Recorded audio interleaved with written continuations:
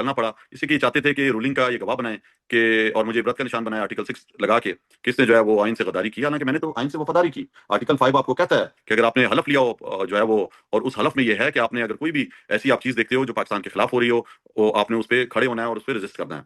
तो वो मैंने किया था और जिस तरह इन्होंने फिर 5 दिन अदालतें चलती रहीं, जो हमारा जो है वो पूरी आइन में भी लिखा हुआ है कि पार्लियामान सुप्रीम है और उसकी रूलिंग को कोई चैलेंज नहीं कर सकता, लेकिन बदकिस्मती से मैनेज किया इन्होंने और उस रूलिंग को इन्होंने जो कलदम करार दिया और उसके बाद भी 9 मुझे आज तक याद है 9 अप्रैल 2022 के जब असद कैसर ने इस्तीफा दे दिया तो मैं इजलास कर रहा था और मैंने ये सारी बातें ना वहाँ पे तकरीर की थी एक और उसमें मैंने बताया था कि जी इमरान जी। खान का ये कसूर है, सारा असद मैंने कैसर कहा साहब ने इस्तीफा क्यों दिया था? रूलिंग असद कैसर साहब ने क्यों नहीं दी?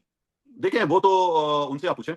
जो मुझे कहा गया कि जो मेरा था मैं तो आपको पता है कि तकरीबन ज़्यादातर इजलास मैं चलाता रहा हूँ और वो जब भी कोई आता था मुझे खान साहब खुद कहते थे कि तुमने इजलास चलाना है, तो मैं इजलास चलाता था। मुझे उन्होंने मुंतखब सर किया था as a deputy sir speaker. सोई मैंने साहब, जी। क्या इमरान खान साहब को जनरल बाजवा साहब ने उस दौरान कोई धमकी दी थी? और ये भी बता दें कि क्या खान साहब को पता था कि जनरल बाजवा साहब का जो किरदार है, जिस तरीके से चीजों को मैनेज कर रहे हैं, खास तौर पर धमकी का, क्या बाजवा साहब ने खान को कोई धमकी दी थी?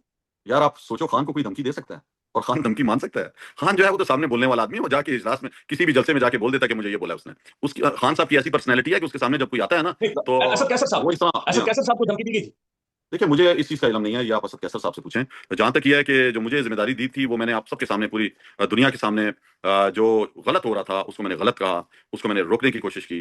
मैंने जो है वो पाकिस्तान के अंदर ये जो रेजिम चेंज ऑपरेशन था, गैर मुल्की ईमा पर, जिसमें आलाकार बने हमारे नेशनल असेंबली के मेंबरान बने, हमारी जो है वो एजेंसीज़ बनी और तो उसका आज अंजाम आपके सामने है, आज पाकिस्तान किस नहज पे पहुँच चुका है।